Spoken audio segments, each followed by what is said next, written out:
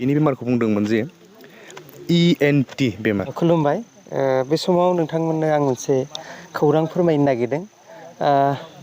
बे आंनि उनाव रोहो रोहो अर जोंनायखौ नोंथांमोना बयबो नुदों। बेयाव सासे सुबुंनि देहा बा रुंसारि सुबुंनि देहाखौ बे रोहो रोहो अराव सावनाय जादों। थारैनो बेजों लोगोसे बे ओनसोलनि बा जों बर' समाजनि मोनसे फोरमायनो गोनां सोमोन्दो दं। दा बेखौ लानानैनो आं नैबे भिडिअखौ बानायनो नागिरदों। जाय सुबुं ललित बसुमतारी, बिथाङा आंनिनो बियादैमोन। बिथांनि जिहेतु रुंसारि जानायनि सायाव गोबां ओनसोलनि आरो गोबां जोंनि सुबुंफोरनि माखासे सोमोन्दो थानायलाय बिथाङा जेब्ला 3 बोसोर बा सिगां जि देहायारि जि लोमजानाय बा बेरामजों नाख्रेबजादोंमोन, बै समाव बिथाङा मेट्रिक होनानै रिजाल्टखौ मोनैनि सिगां बिथाङा गुवाहाटि मेडिकेलाव जे सिकित्सा लाबाय थानाय समाव बिथांनि जि उसुबिदा, बे उसुबिदानि थाखाय जोंनि बे ओनसोलनि आरो गोबां धेमाजि जिल्लानि माहारियारि आफादफ्रा बिथांखौ जि हायो जोंनि खावलायनायाव सहाय हरदोंमोन। बिथांमोना बा बे रायजो राजानि जाय सहाय हरदों मिथिनानै, बा जाय बिथांनि सायाव इसोरनिसिम आर'ज गाबदोंमोन, बिथाङा बै समनिफ्राय दिनै 4 बोसोरनि खाथिसिम हयथ' बिनि जिउआ नैबेसिम मोनफैनो हादों आरो। दा बेनिखायनो बे बाथ्राखौ लानानै भिडिअ बानायनो नागिरनायानो जाबाय, जाय बे बाथ्राखौ लानानै जोङो फैदोंमोन बा रायजोफोरनि खाथियाव आर'ज गाबनानै रांनि अनसुंथाइ बिदोंमोन। थारैनो बै बिगिरि बिथांमोननो बा हरगिरि बिथांमोननो नैबे भिडिअनि गेजेरजों जाय बिथांमोना मदद खालामबाय, मदद खालामनानै दिनैसिम बिथांनि जिउखौ बा बिथांनि थांना थानायखौ बोलो होबोबाय, जोबथारबाय जेला बै बिथां मदद होगिरि बिथांमोननो नैबे बाथ्राखौ बा बै भिडिअखौ आं बुंनानै दिनै फोरमायनो नागिरदों। जि समाव जोङो बयनिबो दरखङाव थांदोंमोन, जेरै जोंनि धेमाजि जिल्लायाव खौसेथि बर' सुबुं आफादनि जिल्लानि दैदेनगिरि बिथांमोनखौबो लोगो हमदोंमोन। सिमेन्ट दख'रा सानजा सानजारि दख'रा UBPOनि दैदेनगिरि बिथांमोनखौबो लोगो हमदोंमोन। सिलाबोथार दख'रा UBPOनि दैदेनगिरि बिथांमोनखौबो लोगो हमदोंमोन आरो जनाय दख'रा खौसेथि बर' सुबुं आफादनि दैदेनगिरि बिथांमोनखौबो लोगो हमदोंमोन। आरो सिमेन्ट दख'रा दुलाराय बर' फरायसा आफाद, गेजेर जनाय दख'रा दुलाराय बर' फरायसा आफाद, जनाय दख'रा आबोब आरो सिमेन्ट दख'रा आबोब, गोबां आफादफोरनि खाथियाव जों आर'ज गाबनायाव बिथांमोननि हानाय बायदि नैबे अनसुंथाइखौ हरनानै बिथांनि जि देहायारि बा बै समाव जि नांगौ, बिनि नांगौनि गेजेराव एसेब्लाबो बयबो मदद होदोंमोन। आरो बिनि थाखायनो जाय मदद होगिरि बिथांमोनखौ जों जायनि थाखाय जों दरखं थांदोंमोन, बिथांमोननि थांनानै जोंनि खावलायनायखौ लानायलाय जोङो बिथांमोननिसिम साबायखर। आरो दिनै बिथांनि जिहेथु जोबथा दिनावबो नोंथांमोननो फोरमायनानै जिहेथु जोंनि जि बुंनांगौ बेखौ फोरमायनो नागिरदों। आरो जोंजों जाय बिथांमोना रां बिनायाव बा जों बे गेदेमा बिथांमोननि दरखं थांनायाव जोंजों हेफाजाब दंमोन, जाय बिथां धनेस्वर बसुमतारी, 4 नं बालिगरानि, एखेन बर' 3 नं लग्लुंनि, आरो सोमावसार नार्जारि, समखं बर' गामिनि, बेनिफ्राय जों साब्रैजों बे बिथांनि जि देहायारि जि बेरामनिफ्राय रैखा मोननो थाखाय, जि न'खरा गोबाव समनिफ्राय बेराम नायै जिहेथु रांखावरिनि नोरजिया जानानै रायजोफोरनिसिम अनसुंथाइ बिनायाव जों बे खामानिखौ मावनानै बिथांनो जि हायो रायजोफोरनि अननाय आरो बिथांखौ अनसायनाय, बेखौ जों मोनदोंमोन। दा जाय ललित बसुमतारी बिथांनि सिमाङाबो बेनोमोन जे मोजां जानायनि उनाव ओनसोल आरो बर' समाज आरो मोजां सोलोंथाइ लानानै सासे मोजां सुबुं जानायनि थांखि दंमोन। नाथाय बे सिमाङा दिनै बेखिनियावनो जोब्बाय। बा बे रोहो रोहोआनो दिनै बिथांनि सिमांखौ खामग्लिनानै सेवहांगार खालामसिगोन। थारैनो जोबोद दुखुनांथाव बाथ्रा। दा बे समाव बे ओनसोलनि रायजो राजाफोरनिफ्राय जों एसे मिथिनि, बिथाङा थारैनो मा बेमारजों मोगा मोगि जानो गोनां जादोंमोन, हयथ' गामिनिफ्रा मिथिगोन आरो साखाथि बाखाथिनि सुबुंफ्रा बे बाथ्राखौ बुंनो हागोन बेसेबां समनिफ्राय आरो बे बिथांनि जिउआव बिथांनि सिन्था बा साननाय हनायफोरखौ हयथ' साखाथिनि सुबुंफ्रा एसे नैबे समाव फोरमायगोन। दा बेनिखायनो जाय बिथाङा रुंसारि जाबाय, रुंसारि जानाय बिथांनि जिउ आत्माया सोरगोआव जाहाथे जायगा मोनो, फिन जोंनि गेजेराव बिथाङा जोनोम जानानै सिमांखौ गसाइया जाफुंसार होनो खाबु होयो बिथांनिसिम, बेखौ आर'ज गाबबाय। दा बे समाव बिथां नैबे गामिनि दैदेनगिरि जाय बिथांमोना बिथांनि गोथै सह'खौ लाबोनानै दिनै जोबथा बिदाय होनाय खामानिखौ बिथांमोना मावगासिनो, निस्सय बिथांमोना बेनि सायाव गेबेङै बुंगोन बेखौ आं आसा खालामदों। गिबियावनो आंनि अरुण ब्रह्म चेनेलाव बरायग्रोनाय लानाय जाबाय। दा बे समाव आदानि बे गामिनि सायाव एसे फोरमायग्रोनो खिथाखौ खावलायबाय। खुलुमबाय। गिबियाव नंगौ थारै नैबे रुंसारि जाय गथ' ललित बसुमतारी, बेयो जोंनि उलुनि मासगाव गामिनि थागिबि मुस्रि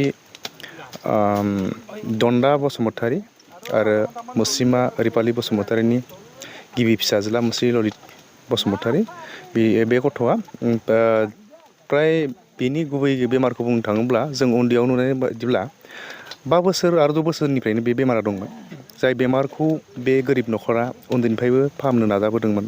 गोबां डाक्टार अजा गामियारि आरो आयुर्वेदिक मुलिफोर होनानै होबायबायनानै बिथां गथ'खौ फाहामनो नाजादोंमोन। जाय समाव बिथांनि बेमारखौ नाजासेयावबो दिनै बे गथ'आ एसे आगोलाव बिथां बुंनाय बायदि फ्राय बिथाङा मेट्रिक पास जाखांनायनि उनाव बिनि बेमारा गिदिरसिन जादोंमोन। बे गिदिरसिन जानाय बेमारखौ फाहामनो थाखाय बे बेमारखौ गोबां गिदिर गिदिर फाहामसालियाव लांदोंमोन, जेरै डिब्रुगड़, ओमफ्राय डिब्रुगड़आव हायैनि गुवाहाटियाव लांबाय। गुवाहाटियाव लांदोंमोन आसाम डाउन टाउन होननाय, बेवहाय सासे डक्टर दंमोन। बे डक्टरनि मुंखौ आं गोसोआव फैस्लाबदिया, उनाव बुंगोन। बिथाङा गोबां नाजानायनि गेजेरजों बे डक्टरा फ्राय फाहामनो नाजादोंमोन आरोखि। ओमफ्राय बिथाङा गावनि फाहामनायनि नाजानायनि गेजेरजों बिनि बेमारखौ बुंदोंमोन जे ENT बेमार, ENT बेमार, बे बेमारखौ बुंदोंमोन। आरो बे बेमार जाय गथ'खौ ललित बसुमतारीखौ बे समाव थांनाय समाव आंनो दंमोन। फ्राय 15 साननि बांसिन बेजों थाफानो गोनां जादोंमोन। जाय समाव कर'ना भाइरास लकडाउननि सममोनबो, बेवहाय जोबोद जेंनानि गेजेरजों थिसननानै फाहामथाय लादोंमोन आरोखि। बे फाहामथाय लानाय समावहाय बे फाहामथायनि गेजेरजोंनो बे गथ'नि बेमारा अपारेसननि गेजेरजों फ्राय हामदोंमोन आरो। जाय ENT बेमार, बे हामनायनि गेजेरजों बे गथ'आ न'आव फ्राय मास मोननैसो मोजाङै थाफैदोंमोन। बे बेमारा मोजाङाव फैदोंमोन आरोखि। जाय बेमारखौ फाहामनाय समाव डक्टरा बुंदोंमोन बे बेमारा जोनोमनिफ्राय फैखानाय।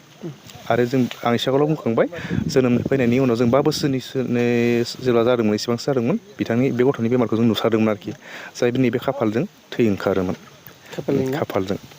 बे समावनो उन्दैनिफ्राय नाजादोंब्लाबो गोरिब न'खर हिसाबै नांगौसेबांखौ फाहामबोनो हायाखैमोन आरोखि। आरो जाय डाक्टारा दंमोन बिथाङा बुंखादोंमोन बे बेमारखौ गोरलै फाहामनो हानाय राहा गैया, बे जोनोमनिफ्राय फैखानाय। बेखायनो बिथांखौ फाहामनायनि उनावहाय बे गथ'खौ 2 बोसोरसो खामानि दामाव होननानै बुंदोंमोन आरोखि। फाहामखांनायनि उनाव 2 बोसोरसो खामानि मावनो नाङा होनना बुंदोंमोन आरोखि। नाथाय खाफाल गाज्रि गथ'आ मास 2 ना 3नि उनाव मोजां मोननानै गाव खामानि मावना होबाय न'खरनि जेंनानि थाखाय। ओमफ्राय बिनि उनाव बे बेमारा आरो जाखांफिनदों आरोखि। जाय बेमारखौ नोंथाङा एसे आगोलाव बुंनाय बायदि बियो न'खराव गैयाब्लाबो गावनि सोलेराव बेमारखौ लानानैब्लाबो बे गथ'आ गोबां मोजां सोलोंथाइ बिफानाव दावगानानै हारिनि मोनसे मोजां खामानि मावलांनो होनना सानदोंमोन बे गथ'आ। नाथाय बेनि बेमारनि नारसिनथायनि गेजेरजों बियो गावनि जेसेबां सिमां मिजिं बेखौ बियो मावफुंनो हादिया। दिनै ललित चन्द्र बसुमतारीया जोंनिफ्राय जायखारबाय। जों गासैखौबो गामिनि गासैबो लोगोसे न'खरनि बिदा फंबाय बिनानाव बायदि सोमोन्दै गासैखौबो नागारनानै बिथाङा मैयानि थांनाय मोनानि 7 रिंगा मोनाबिलि समाव बिथाङा गासैखौबो नागारनानै रुंसारि जालांबाय आरो। बे गथ'आ गावनि सोलेरनि बेरामखौ बेमार सानालासिनो गावनि जि साननाय सिमां, बे सिमांखौ होसोलांबाय थादोंमोन। बे थारैनो नंगौ। आरो बे गथ'आ उन्दैनिफ्रायनो गुबुनफोरबायदि दुथांनि आखुनि नङामोन, सोद्रोम आखुनि गथ'मोन। जों मिजिं थिदोंमोन बे गथ'नि बेरामा हामब्ला सानसे समाव बियो रायजोनि बिबान लानानै रायजोनि मोजां खामानि मावगोन, जों मिजिं थिदोंमोन।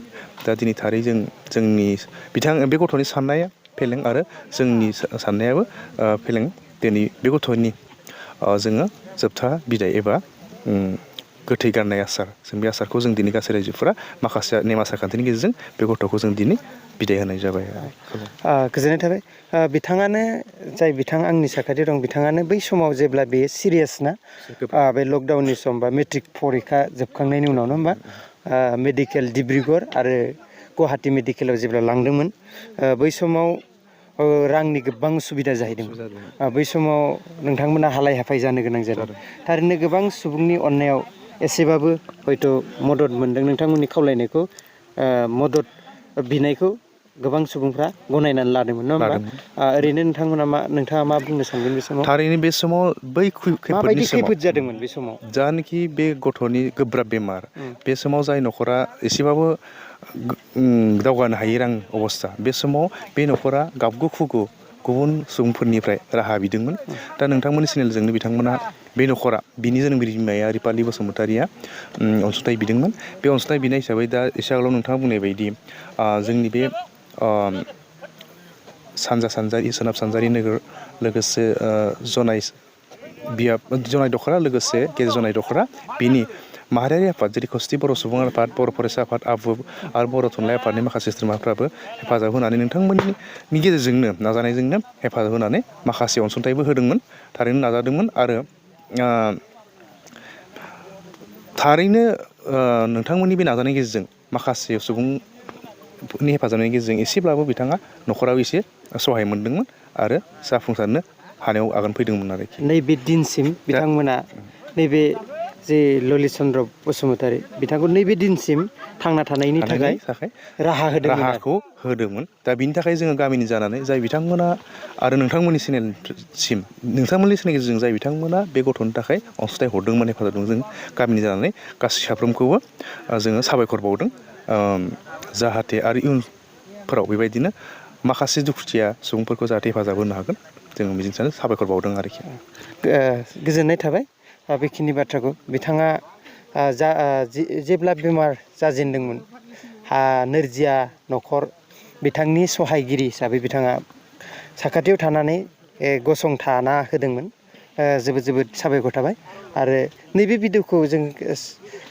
सोरबा साननो हागौ सासे थैनाय सुबुंनि सायाव मा भिडिअ बानायदों नाथाय बेयाव एसे जोंहा रहस्य हाबनानै दं जाय बिथांमोना जेब्ला सहाय हरदोंमोन बै बिथांमोना हयथ' बे सहाय हरगिरिफ्रा गोसोआव दं सासे सुबुंनो जोंनि खावलायनायाव न'खरनि खावलायनायाव रां अनसुंथाइ हरदोंमोन बिथांमोना हयथ' बे गथ'आ मा जानानै दं मा जाखो न'खरखौबो सिनाया थेवब्लाबो सोरबा सासे अनसायगिरि हिसाबै बिथांमोना मदद होदोंमन दा बेनिखायनो जों नैबे भिडिअनि गेजेरजों जोंनि दरखं दरखं थांनायनि खावलायनाय जाय मदद होगिरि बिथांमोननो नैबे जोबथा जि दिनैनि बिथांनि बिदाय सान बेखौबो जों फोरमायनाय बिबान दं होननानै जों बे भिडिअखौ बानायनाय जादों गुबै ओंथिया जोङो साबायखर बावनांगोन सिला फोथार दख'रा निफ्राय लानानै बेयाव UBPO आबसु आबोब साहित्य मोनफ्रोमबो माहारियारि आफादनि दैदेनगिरिफ्रा जोंखौ मदद होदोंमोन आरो गोबां बेक्तिगत मदद होगिरि बिथांमोनाबो खौबो जों बे समाव साबायखर बावनानै दिनैनि जि भिडिअ बानायनायनि जि मेन उद्देश्य बेखिनियावनो जों फोजोबबाय गोजोन्थों।